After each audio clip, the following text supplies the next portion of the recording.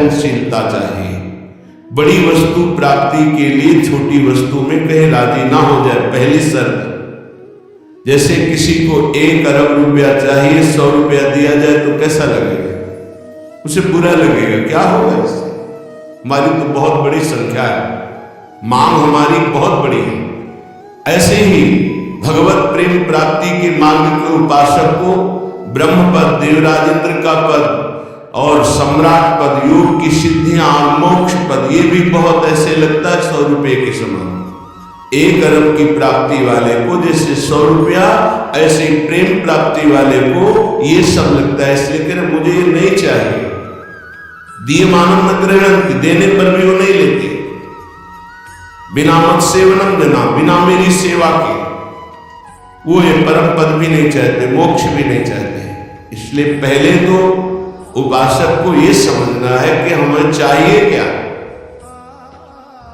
भोग मिला, भोग भोग लिए, जैसी वृत्ति हुई वैसे ही चल दिए, जैसा मन आया वैसे ही क्रीड़ा कर रहे हैं। तुम्हारा लक्ष्य क्या है? प्रेम। इतना महंगा है प्रेम, प्राण दिए यह प्रेम न पइए, ऐसो महंगो आय सखीरी। तुम इतने सस्ते बिक जाते हो। रसेंद्री के भोग, जनेन्द्री के भोगों में अपना लक्ष्य भूल जाते हो। तुम प्रेम प्राप्ति कैसे कर पाओगे? जो घुमा सुख का अधिकारी बनना चाहता हो, अल्प सुख का त्यागी होता है। जो अल्प सुख में रमण करने लगता है, घुमा सुख के अधिकार को खो देता है। घुमा सुख परमात्मा सुख। जिसकी बुद्धि इतनी प्रवीण है कि हमारा लक्ष्य है प्रेम, तो प्रेम के आगे कुछ नहीं, कुछ नहीं चाहिए, प्रेम चाहिए। वो उपासक बिना किसी हिचक के, बिना किसी भय के, बिना किसी प्रलोभन के वो भगवत प्राप्ति कर लेता है। वो प्रेम प्राप्ति के बस दृढ़ निश्चय चाहिए। फिसलना नहीं है, ये ले लो, ये ले लो, नहीं नहीं, मेरा तो लक्ष्य प्रेम है, इससे क्या होगा। पर ऐसा नहीं है। वो प्रेम तो बाद में मिल ही जाएगा, पहले हमें भोग भोग लेते हैं। बस यही त्रुटि जीवन को नष्ट कर देती है। यही कमी हमारी हमको आगे नहीं बढ़ने देती। नहीं, परमार्थ में थोड़ा भी नाम जप करने वाला, थोड़ी भी साधना करने वाला, उसको अनुभूतियां होने लगती है। चल चला चल राह में अनुभूतियों का ले सहारा, कौन तेरा साथ देगा, व्यर्थ में किसको पुकारा। परमार्थ के पथिक का कोई और साथ नहीं देता, उसकी अनुभूतियां साथ देती है। पर अनुभूतियां हैं नहीं तो धन साथ देगा, व्यक्ति साथ देगा, शरीर साथ देगा, रिश्ते नाते साथ देंगे। ये सब काल के गाल में दबे हुए हैं। ये क्या साथ देंगे? कालातीत पुरुष हमारा साथ दे सकता है, वह भगवान, वह भगवान की प्रेमी जन। इसलिए बहुत सावधानी पूर्वक सत्संग सुने और इस जीवन का चरम लक्ष्य है प्रेम। उस प्रेम को हम प्राप्त करने के लिए कमर कसें। क्या ये संतों के पास नहीं जा सकते? क्या इनका अधिकार भगवत प्राप्ति नहीं? नहीं, इनके मन में भगवत प्राप्ति की कहीं किंचित मात्र लालसा नहीं। पद और प्रतिष्ठा, भोग और ऐश्वर्य, नाम और कीर्ति, बस इतना ही लक्ष्य है।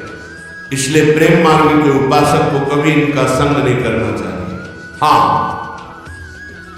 कोई महाभागवत और पद पर विराजमान और भगवत भजन में लगा हुआ, भगवत प्राप्ति की लालसा वाला, उसका हृदय से स्वागत करना चाहिए। ऐसा नहीं कि कोई हो ही नहीं सकता। अम्बरीश जी महाराज चक्रवर्ती, सम्राट और महाभागवत, बड़े बड़े महाभागवत राजा हुए। दशरथ जी महाराज चक्रवर्ती सम्राट, वैसे महाभागवत कि भगवान उनके पुत्र श्री राम के रूप में आए। तो जो भगवान से विमुख है, केवल पद का ही अभिमान रखता है, रासपने का अभिमान रखता है, भोग ऐश्वर्य में घमंड में है, ऐसों का संग कभी भक्त को नहीं करना चाहिए। अभिमान देना है। भूत भविष्य लोग 14 में भये होए हरि प्यारे, 300 व्यवहार हमारो अभिमानित देना है। किमनो भूपई, मुझे क्या प्रयोजन है। एक ब्रज के भक्तों के चरित्र में आता है एक संत की कुटिया पर राजा दर्शन करने के लिए गए तो वो भिक्षा मांगने लगे। दूर से उन्होंने देखा बड़ा राजा का वैभव, हाथी घोड़ा, लोगों से पूछा है क्या है? बोले राजा दर्शन के लिए। भागे और गांव में गए और कहा हमारी कुटिया में आग लग गई है, जल्दी बचाओ, जल्दी बचाओ। गांव के लोग भागे, वहां गए तो देखा राजा समझ गए। उन्होंने हाथ जोड़ा और कहा महाराज क्षमा चाहते हैं, पर वो महाराज तो भाग गए, ऐसा कहकर वो दर्शन नहीं देंगे, आप चले जाइए यहाँ से। यदि आप अपना मंगल चाहते हैं तो महात्मा को कष्ट मत दीजिए, वो आपसे मिलना नहीं चाहते, आप चले जाइए यहाँ से। वो चले गए। किम भूमे, मुझे क्या प्रयोजन है? जो राजपद के अभिमान में है, किसी भी पद, उससे क्या प्रयोजन है? अगर अभिमानियों का संग होगा तो अभिमान जागृत हो ही जाएगा। अभिमानियों का, पदाभिमानियों का संग होगा तो भगवत आश्रय छूट ही जाएगा पक्का। ले लो हमारा फोन नंबर, मैं तो आपकी आज्ञा पर चलूंगा, आप केवल फोन कर दीजिए, सब ठीक हो जाएगा। मर गया सब। जीवन में अन्य आश्रय आना अपनी साधना से भ्रष्ट हो जाना है। एक भरोसो, एक बल, एक आस विश्वास, एक राम घनश्याम हित चातक तुलसीदास। एक ही भरोसा, एक से ही आशा, एक से ही विश्वास, एक से ही संबंध हमारा मात्र आराध्य देव बस। अन्य का कहीं आश्रय हुआ तो उपासक गिर जाएगा, पक्का गिर जाएगा, और गिरते हुए देखा है। श्रीपाद प्रबोधानंद जी महाराज कह रहे नु देवादि भिरवा, मुझे इन देवताओं से भी क्या प्रयोजन है? श्रीमद् भगवद गीता जी में भगवान कहते हैं भूतों को पूजने वाले भूतों को प्राप्त होते हैं, देवताओं को पूजने वाले देवताओं को प्राप्त होते हैं। तो देवलोक स्थायी लोक नहीं है, स्वाप्निक है। देवादिभिर्वा स्वप्नैश्वर्योत्फुल्लितैः, जैसे स्वप्न में आप पहुंच गए, बहुत सुंदर मकान, बहुत सुंदर सुंदरियां, भोग, ऐश्वर्य, जब जगे तो कुछ नहीं है, ऐसे स्वप्न का विलास स्वर्ग है। एक अच्छा सुखद स्वप्न जहां पुण्य खत्म हुए, मृत्यु लोक की विसंति, आग खुला, कुछ नहीं। इसलिए मुझे देवताओं से भी क्या प्रयोजन है? क्या दे देंगे? क्या भगवान की प्राप्ति करा सकते हैं? क्या भगवत प्रेम दे सकते हैं? नहीं दे सकते। इसीलिए कहा गया बड़े भाग मानुष तन पावा, शुर दुर्लभ सदग्रंथन गावा। ये देवताओं को भी दुर्लभ है मनुष्य देव, क्योंकि इससे हम भजन करके भगवान को प्राप्त कर सकते हैं, वो नहीं। श्रीपाद कह रहे शून्यावलंबन, कुछ आराधना करने वाले ऐसे हैं कि शून्य की उपासना करते हैं।